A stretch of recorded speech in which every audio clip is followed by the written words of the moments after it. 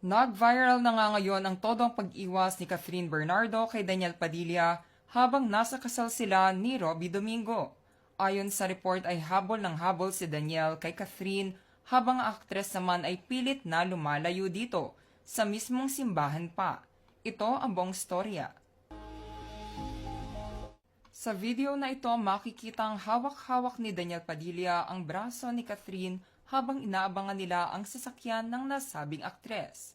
Kasama din niya doon ang Chief Operating Officer ng ABS-CBN na si Tita Cory Vidanes, kung saan hawak niya ang kamay nito.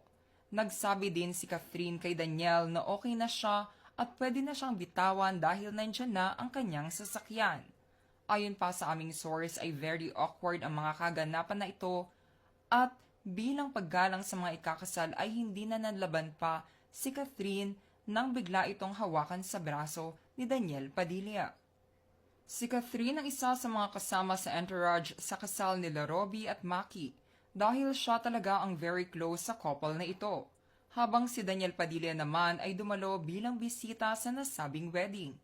Makikita din ang pangulit ni Daniel Padilla kay Catherine Bernardo sa mismong loob ng simbahan kahit nasa harapan pa ang mga pamilya at kaibigan nila Robbie at Maki Pineda.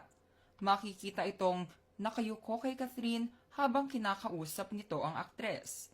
Ngunit makikita din dito na hindi umusog sa kanyang upuan si Catherine at makikitang ayaw nitong katabi ang nasabing aktor.